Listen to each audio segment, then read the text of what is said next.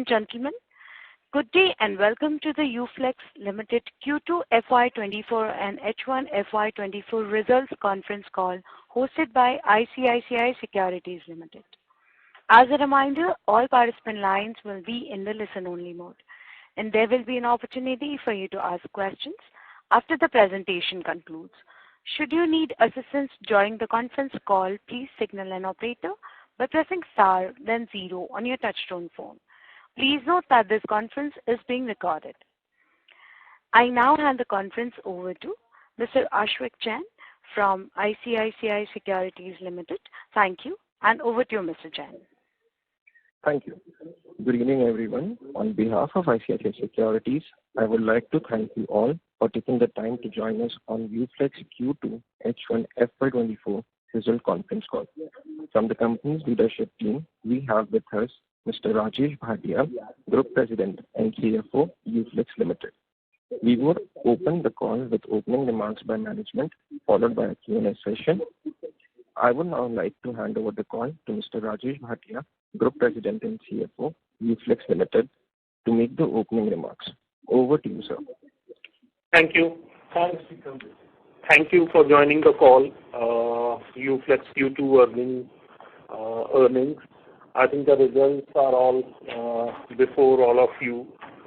Just to summarize the things, this quarter we had a consolidated revenue of 3,389 crores, which is down 11.9% on a YOY basis, but up about 3.5% on a quarter-to-quarter basis, on a quarter-on-quarter basis.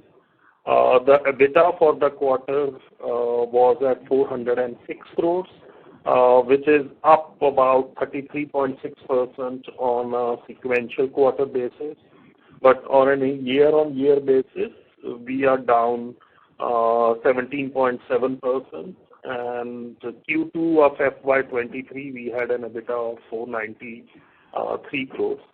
The EBITDA margin for this quarter, as we were aspiring, is 12% versus 9.3% in the June quarter. From the last year, it is still down by about 80 bits. September 23, EBITDA was at 12.8%, and at a PAT level, we have recorded a profit of 63 crores in this quarter versus loss of 416 crores in the last quarter, June quarter, which was basically on account of 382 crores of exceptional item emanating from the currency devaluation in Nigeria. And this is against 191 crore in the September 23, FY23 September Q2 quarter. So we are up 115%.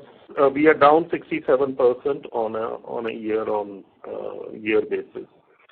For the half year, the revenue is 6,668 crores, down by about 15.5%. EBITDA 41.8% to 710 crore, and PAT is for the H1 it is loss of 353 crores, down by 162% versus 565 crores of PAT in the H1 on FY23.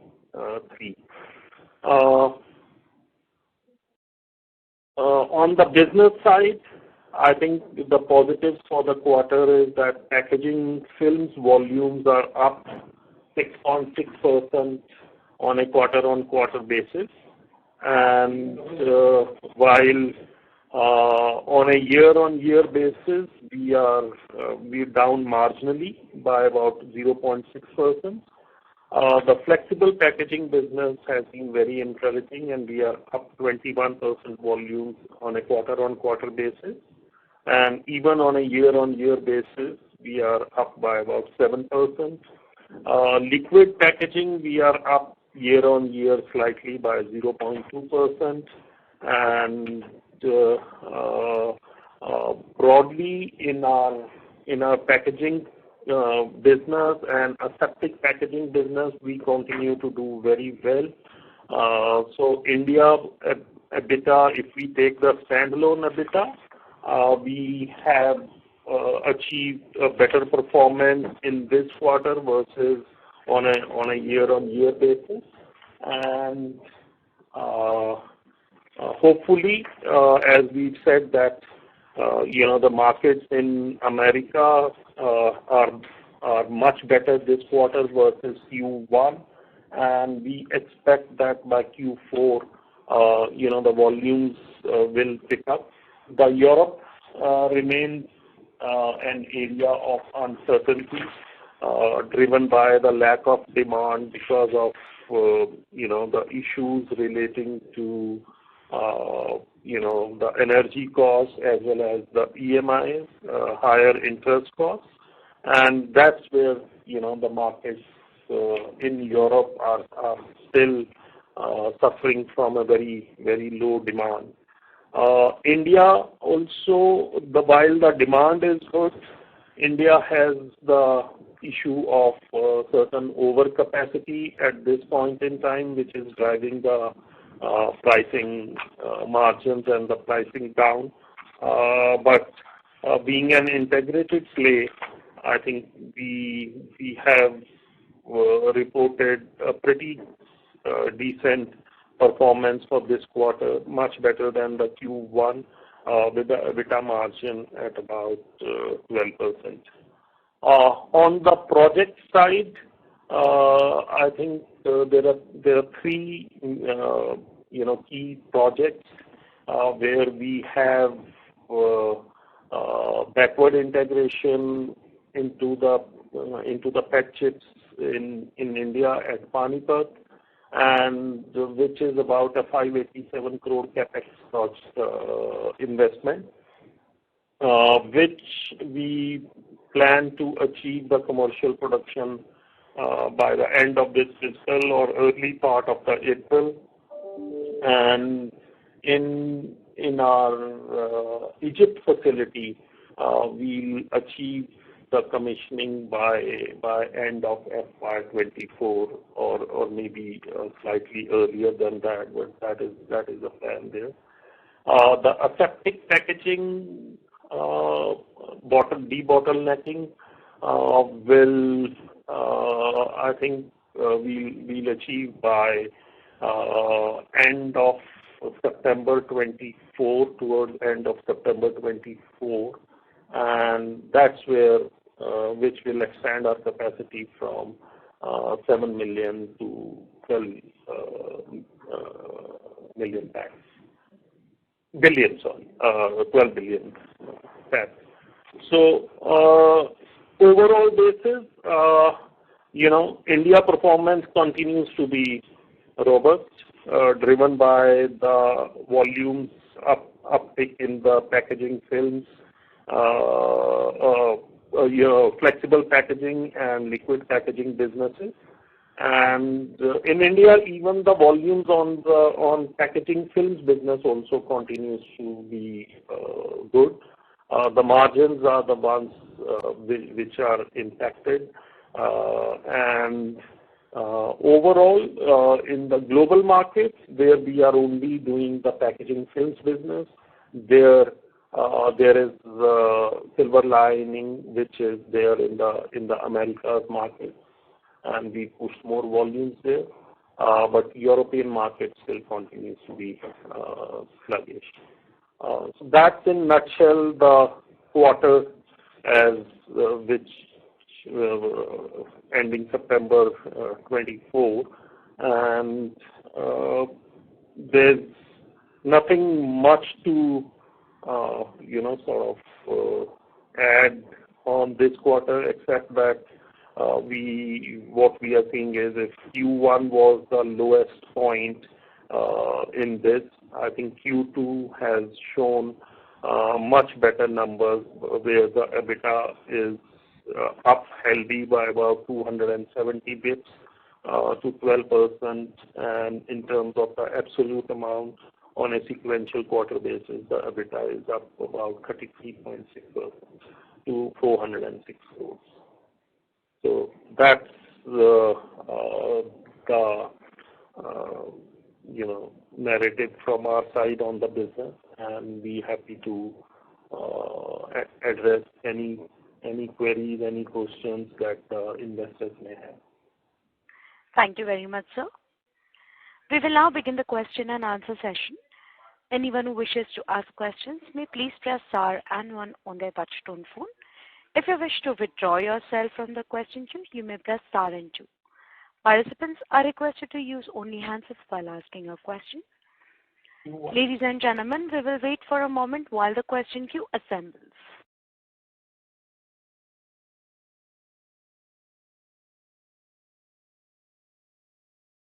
You may please press star and one to ask question at this time.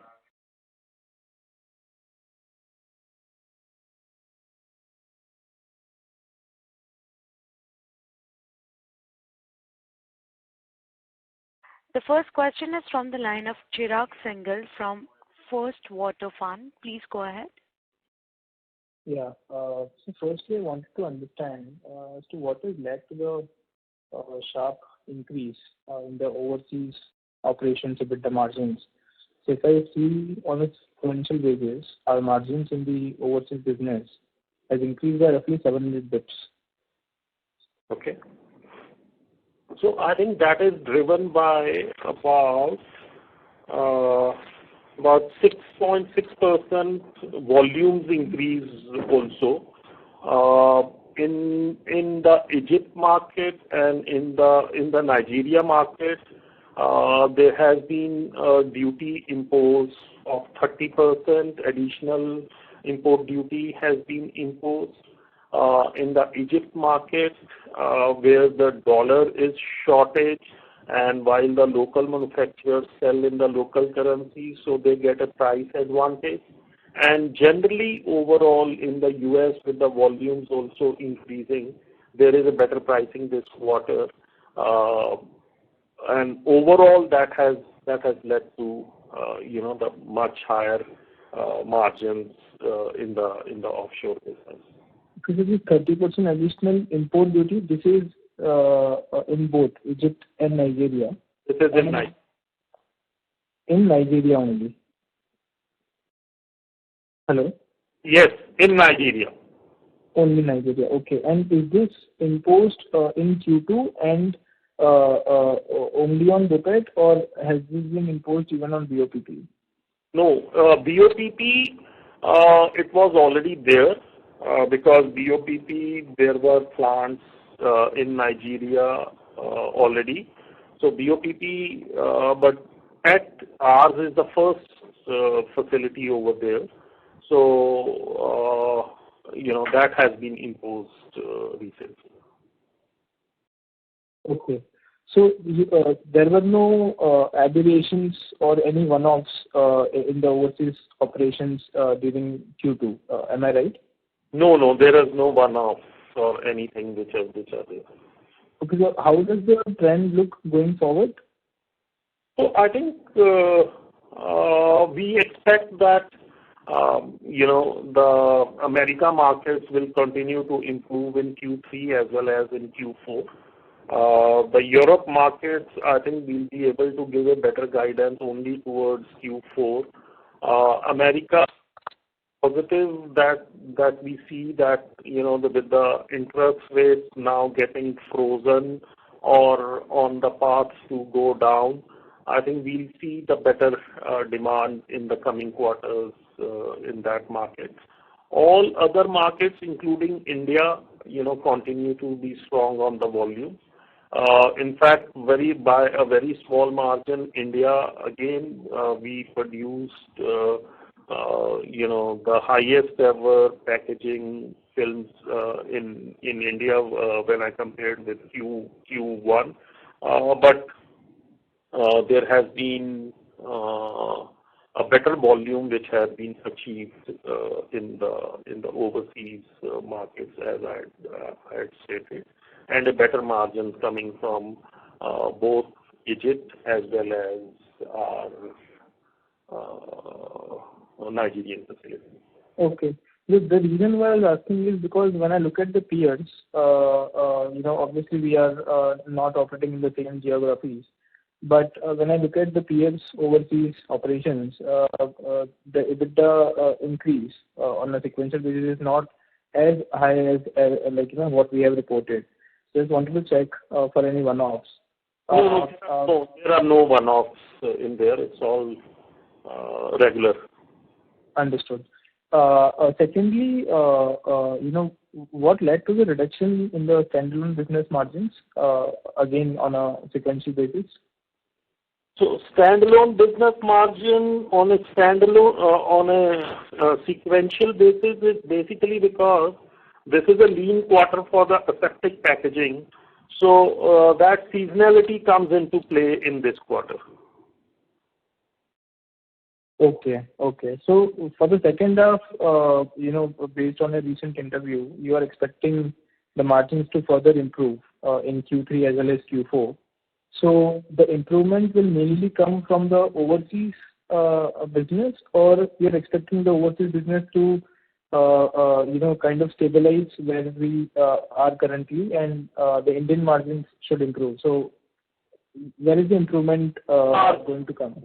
So I'll just elaborate on what I had said elsewhere.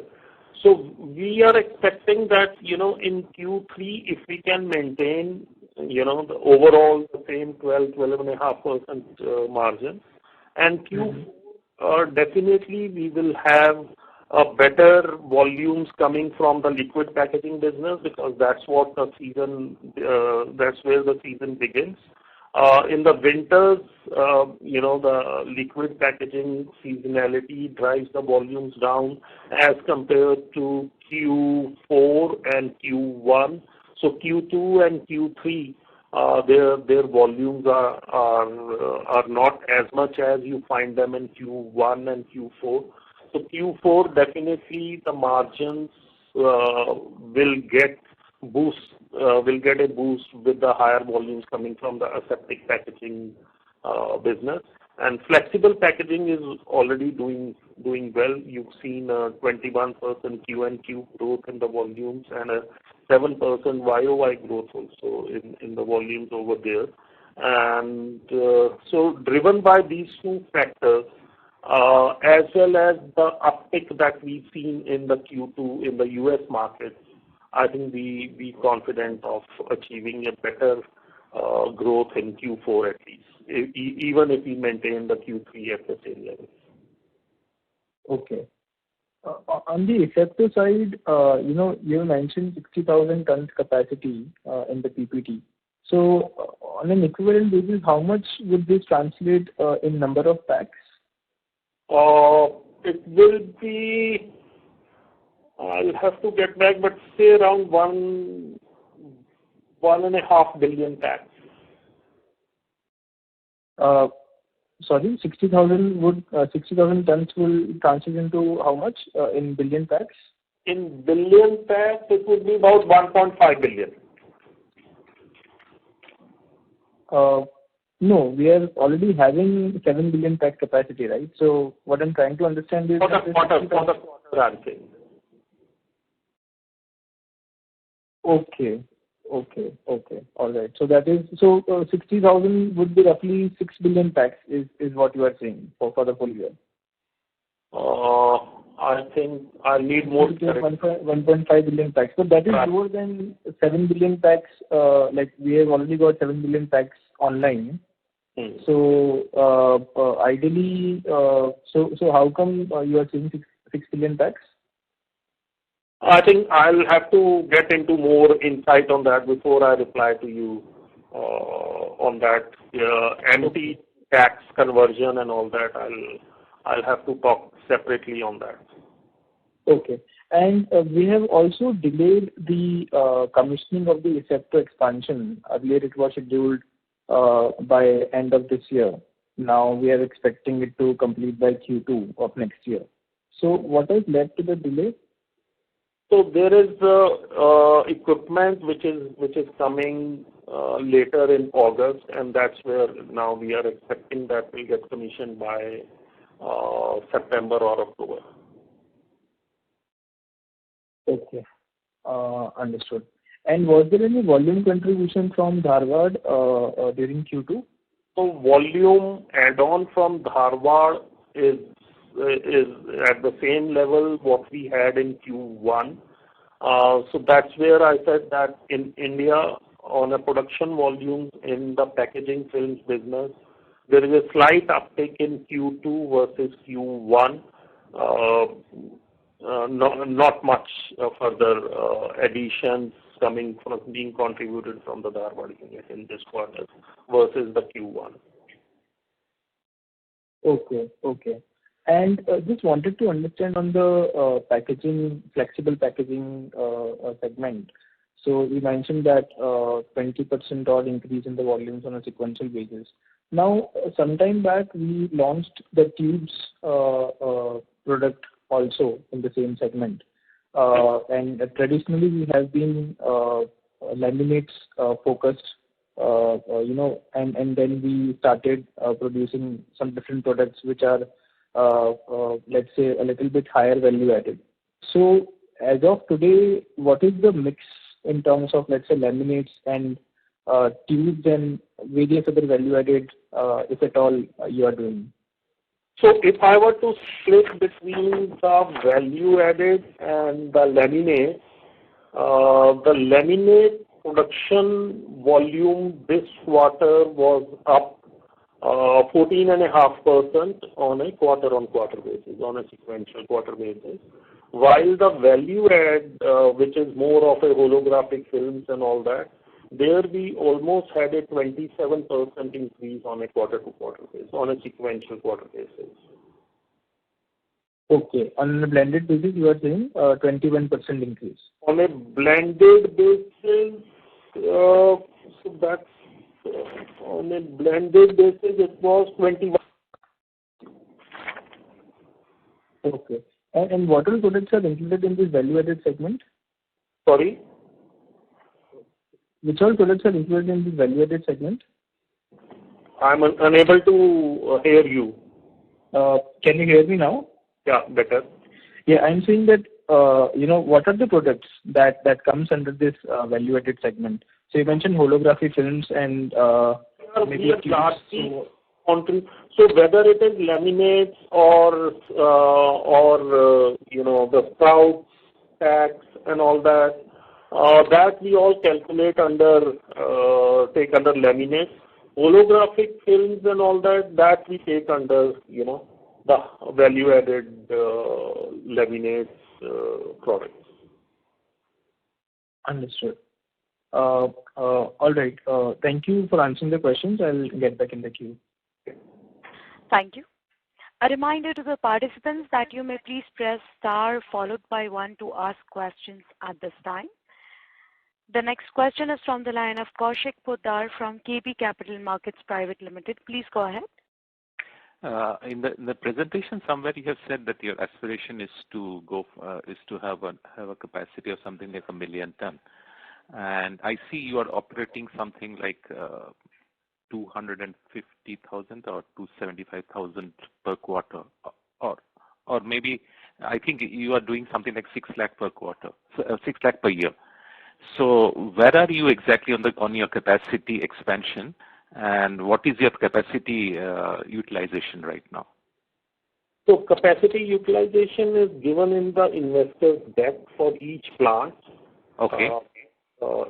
It's already there for each facility, each geography and all that. So you can at that. Yes, you are right that we currently doing on an average about 600,000 tons a year, which comprises of the packaging films, aseptic, all put together in terms of MT. Now, currently we are not, while the aspiration is to do 1 million ton, as we said earlier, but the timing of that is still not, sort of decided.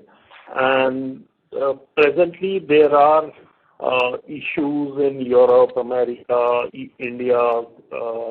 So I think once a clear picture emerges, only then any view can be taken on any further capacity expansion. Okay. So on average, your total capacity is something like 800,000, 780,000. So your operating weighted average basis around say 75%, right? Yes. Okay. Okay. And on the value-added thing, are you thinking of any new line? I mean, no, we are not thinking of any new line on the value-added.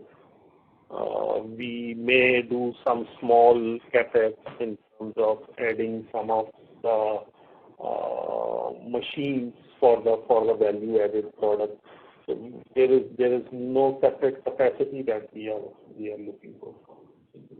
And this PET expansion plan, new PET plans that you are setting up in India as well as in Egypt, that is the final expansion. You are not thinking any other expansion right now, right? As of now, other than that, there is nothing on the anvil. Okay. And can you please speak of your debt, net debt level that you are expecting, say, next year and year after that? So as I said, that we currently have a net debt in this quarter of 4,750 crores. If you see in India, we have not added any long-term borrowings. Whatever was added has been paid largely. And I think with about 500 crore, 550 crores amortization payments each year. So to that extent, the debt will keep on coming down every year. While there may be some more debt added in respect of our, the new plants that we are, the PET chips plant that is being added, but I think amortization, considering I think the net debt will remain probably at the same level, within 5,000 crores. Within 5,000 crores. Okay. And say 26 onwards, it should start reducing, right? Because you don't have any other expansion or new project. Yes. Okay. And your amortization is coming to something like 550, 600 crores, you are saying? 550 crores each year. Okay. Thank you. Thank you. Participants, if you wish to ask questions, you may please press star followed by 1. We'll take the next question from the line of Chiranjeev Shah from Isha Securities Limited. Please go ahead. Hi, sir. Good afternoon. Good afternoon. Yeah, sir, I have a couple of questions. And first of all, before that, I would like to congratulate on great set of numbers. Thank you. Sir, the first question would be, could you please throw some light on the, sustainable initiatives of the business? Like, what are we planning in that? Sustainable initiatives, the first and foremost, what we have done in India and again in Mexico is that we set up the PCR plants, so post-consumer recycle waste, which is largely the PET bottles we collect, and we convert that into PET chips, which is used in the making of the BOPET films. We've done that. We have also set up multi-layer plastic recycling plant at Poland. We have also developed the biodegradable packaging films, which we see as a real future. So I think all these initiatives are forward-looking, and we've made the investments today, especially in the PCR, setting up the PCR facility, because as the consumers are becoming more conscious about sustainability aspects and all that, we are looking at that market growing in a big way, especially on the PCR side and the biodegradable side. The biodegradable things will have to be, we counting on that the governments will, put policies and the laws in place to promote the use of the biodegradable films, because there is going to be a delta in the price between the normal films and the biodegradable films. But I think with the ultimate objective of, so if today Europe has put some kind of a duty on the packaging, on the plastics use. So, when the consumers are paying that, if that duty is not put on the biodegradable film, it works the same way as the combustion engines and the EV engines, as we see in India today. There are lesser duties, there are lesser registration fees on the EVs versus the normal combustible engines. So I think aided by the policies, this is going to be the next big thing in the packaging films business, the biodegradable packaging, which means that if you throw the packet after eating roadside, it will become a fertilizer at the end of its assigned life cycle. Thank you, sir, for answering that question. So actually, I do believe that sustainable packaging would be the future.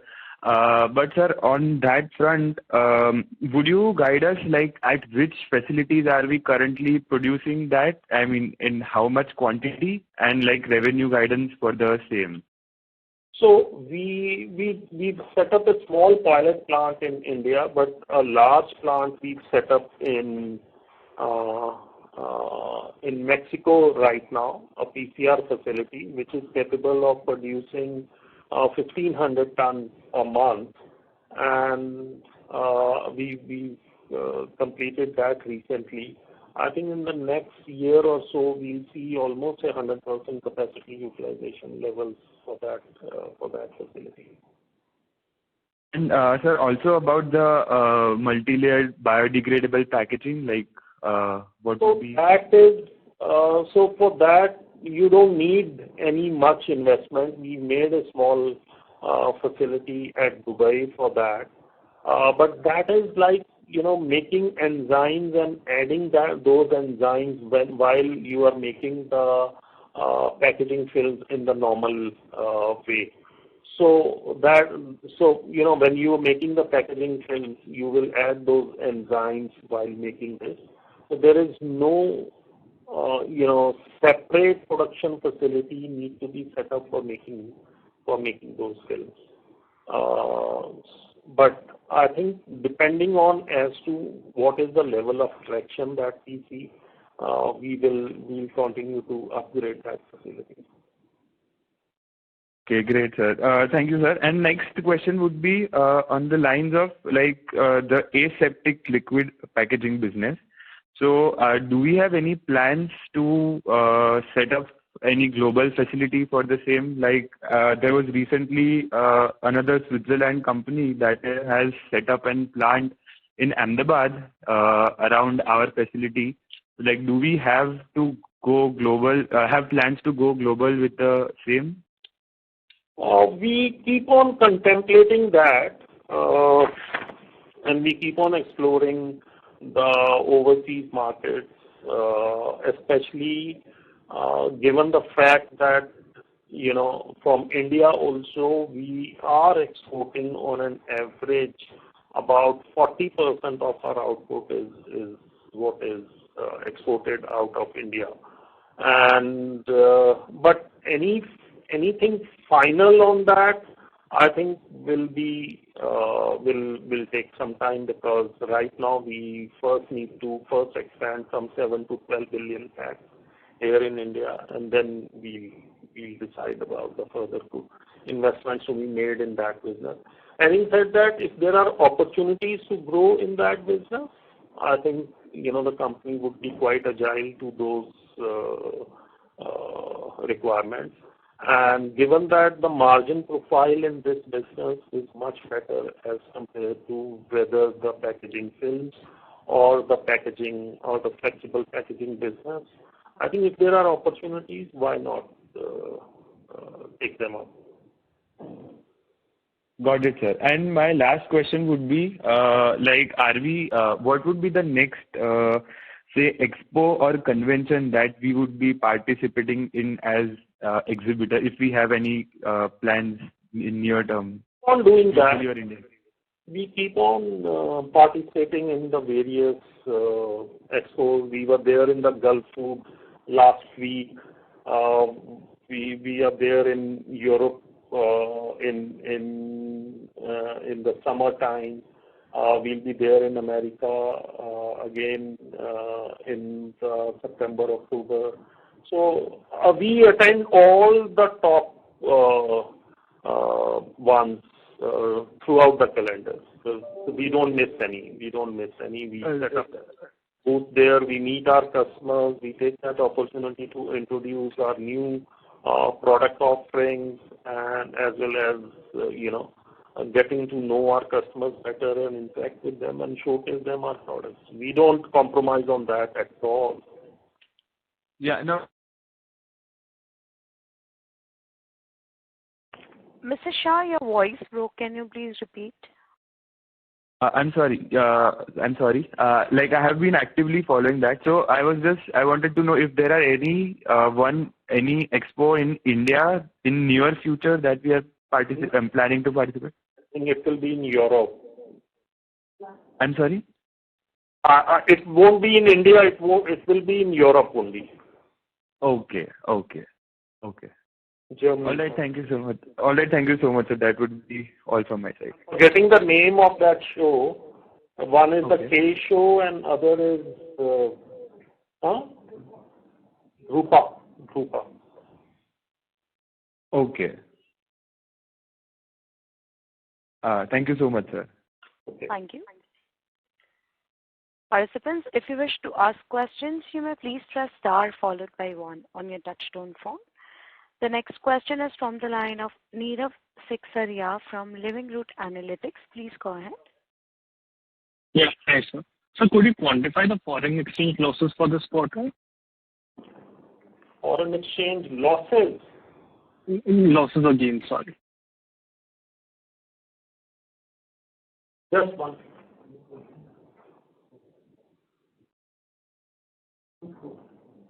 Only 2 crores. Okay.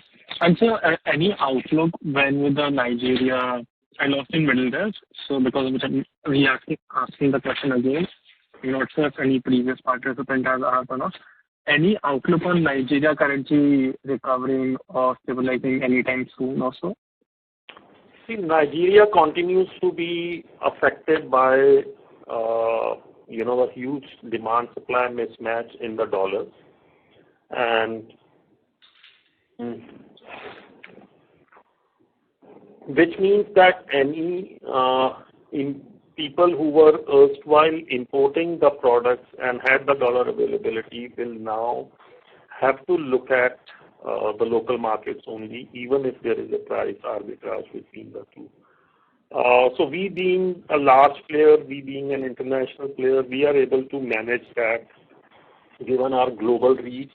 But our customers who are small, they do not have that much of an access to the forex, and even if they have, the price differential between the official markets and the parallel markets is way too high. So that's where there is more propensity in Nigeria and Egypt to procure the raw materials locally. And today, with that result, you are getting a price arbitrage also vis-a-vis imports, because the importer simply does not have the dollars available to pay for its imports. So that in a way is helping the business also. Now there is a 30% duty also, and with the shortage of the dollars, the customers wants to buy local material only because he then has to pay in the local currency only. So you getting a price arbitrage there to that extent.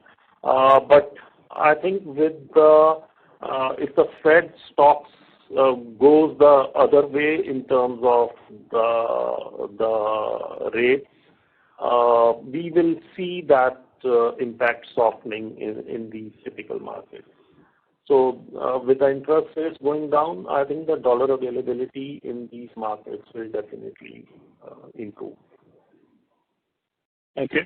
And so any revenue guidance for H2 since major of the markets that you have said should recover in H2 or in FY25? So any guidance as per se? So on an H1 basis, we are 15.5% down on the revenue. If we can bridge that gap and be at 10% down for the year as a whole, and take our EBITDA level to for the year at about 11.5% or so, I think that is what we would strive for. EBITDA level of 11.5%, right?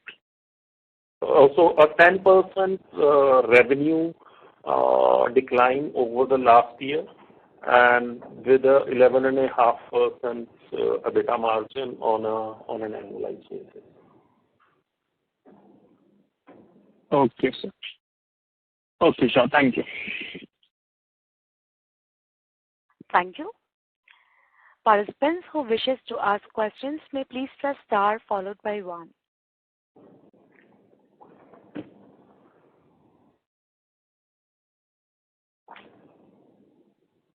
The next question is from the line of Chirag Singhal from First Water Fund. Please go ahead. Yeah, thanks for the follow-up. So what is the latest status on the US, the listing of the overseas subsidiaries? Of the listing? Yeah, I mean, we are contemplating the listing of the overseas business. So any update on that? There's no update on that, given that the markets continue to be soft over there. And also I think the overseas EBITDA also has to normalize. And I think FY25 will be a better period when we can sort of look at revising that again. Okay. Okay. All right. That would be it from my end. At a point in time when we were working on that, the overseas EBITDA visibility was at least $200 million. And with all that has happened, that visibility is currently not there. But Q4 may, I think, will give us a good guidance as to where are we headed in terms of offshore business volumes, revenues, and profitability as well. Sure. Okay. That would be it from my end. Thank you, sir. Thank you. Participants who wishes to ask questions may please press star followed by 1. The next question is from the line of Chiranjeev Shah from Isha Securities Limited. Please go ahead. Hi. Hello again, sir. Sir, I would like to ask about the latest initiative about the QSR and takeaway packaging solution. Actually, could you throw some light on that, please? I don't have an insight onto that. Let me just hold on a bit.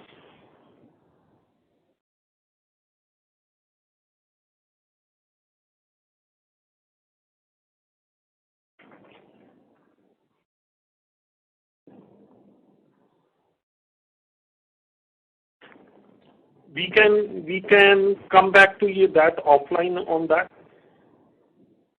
Yes, sure. So, sir, shall I connect with the investor team? You can connect with investor relations team, and they'll get back to you appropriately. Yeah. Okay, sure. Because that, considering the demand outlook in India, looks like a promising business. Okay. Thanks, sir. Thank you. You may please press star followed by 1 to ask questions.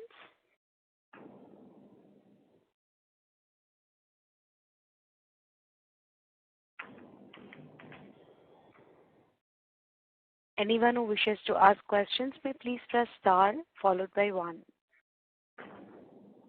The next question is from the line of Nirav Saksaria from Living Root Analytics. Please go ahead. So just a follow-up on sustainable packaging as asked by the previous participant. So I just wanted to know, are we planning to scale up the sustainable packaging in the Indian market since the consumers are getting more and more cautious about it? No, so Indian markets, I think sustainable packaging is the way to go because, as I said last time also, the new policy, EPR policy, has given the brand owners the option to either commit to recycling of what they do. So suppose if a company who is FMCG who buys, say, 10,000 tons of the plastic material, then they have the obligation to procure to recycle that much. Or the law now gives them the option that if they don't want to get into that, then they use the biodegradable material. So I think, but this is not happening 100% from the year one. From 20% to begin with to 100% is a journey for the next 4 to 5 years. And that once it is done, implemented and enforced properly, the sustainable packaging in the form of biodegradable packaging will have a huge potential because the law now specifically provides for that. The recycling thing is a cheaper option for the manufacturers currently because those certificates are easy to get by and slightly have a price advantage. But I think if the law is enforced correctly and the consumer itself demands a sustainable packaging, and that becomes the trend and the norm, I think the biodegradable packaging is then unstoppable. And so from the Mexico plant, which markets are we planning to supply the sustainable packaging? They are only for the North America markets. So anything you're planning to set up for the EU market, and the EU government is also a bit too cautionary in regards with that? EU, we have set up multi-layer plastic recycling plant. While the plant in Mexico is you buy the old used PET bottles and convert them into the PET chips. The plant at the Poland takes care of the waste, the laminates that we make, the waste, and makes the plastic granules out of it, which can subsequently be used for making any items of the plastic. So again, that is not our core line of business. They are all showcasing that what can be done with the plastics, while we hear all the noise that the plastic is bad, but we somehow have the responsibility and the obligation to show that no, the plastic, if you can recycle and if you can generate sustainable packaging, I think it's a boon for the food segment at least, because the food preservation without the plastics is simply impossible. Okay. And for any incentive by the Indian government to promote onto the sustainable packaging aspect or the recycling aspect? No, अभी नहीं है कोई भी. Okay, sure. Thank you so much, sir. Thank you. Participants, to ask questions, please press star followed by 1.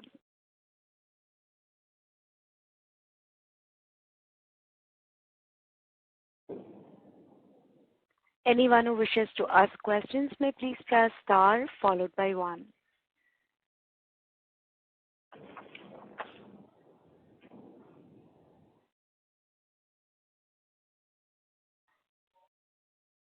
Ladies and gentlemen, that was the last question. We thank the management for this call on behalf of ICICI Securities Limited, and we conclude this conference. Thank you for joining us, and you may now disconnect your lines. Thank you. Thank you.